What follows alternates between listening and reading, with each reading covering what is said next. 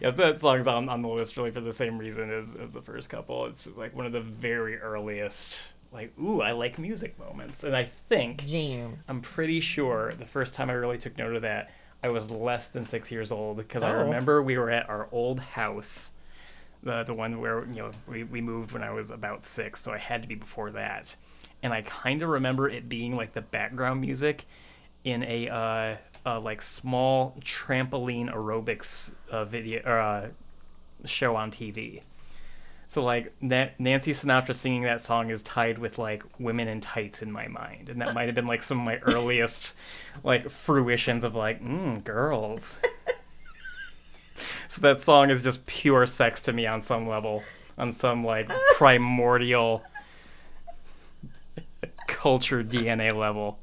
Earliest seed planted. You guys understand he's saying this to his wife right now.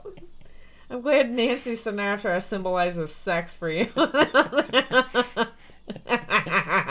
and like sweaty ladies on TV. Weird. Now it might be confusing this memory because we did have a small trampoline. So I don't know if I was like on it and bouncing around and heard the song, or if I'm like maybe mixing the TV stuff in with it. But maybe. Like it's a very old memory and it might be a mishmash, but I think that's what happened. You make me so happy. It's also a little country. And, it is a little bit. I didn't really have a lot of like country songs that really stood out to me to throw on this list, and I tend to be pretty country flavored with things. You do here and there. You do definitely have some country. Yeah. So I felt like it needed some representation. Songs. This is as close as we're gonna get for this list. Yeah, it's funny because I actually was like, oh, but I really like bluegrassy, like folk punk kind of stuff. Mm-hmm. Like how do I put that part of me in there? Yeah. And I was like, we'll fudge it with another song on the list and we'll revisit it later.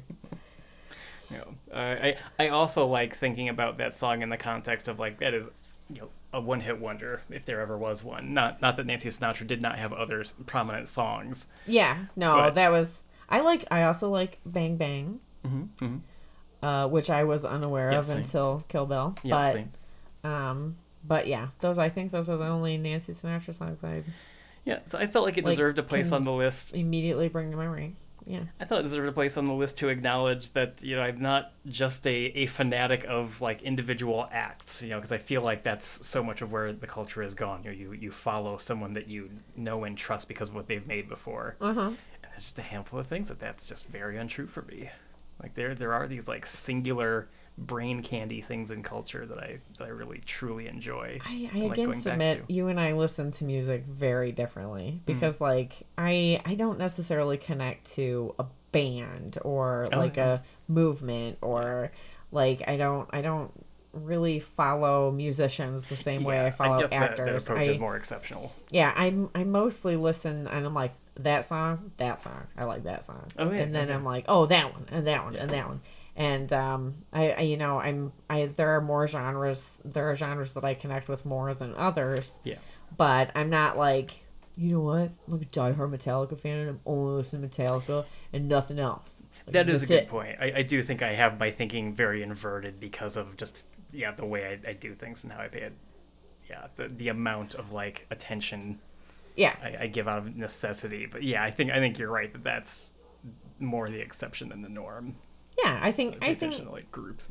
You did well. I think that has a lot to do with how much you like music history. Yeah. And because you're not just looking at the music, you're looking at the people that are involved and how they got there and what happened, and you're looking at stuff in a totally different context than I am.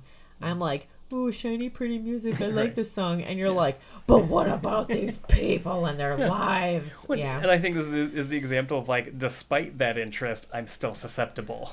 Yeah. I still have that side, and as I'm sure it's like most musicians It's called a hook. Right. Yeah. Sometimes it's just good. Yeah. It doesn't need all the math. All right, you want to introduce this next one? Okay, so the next one is In the Mood by Glenn Miller.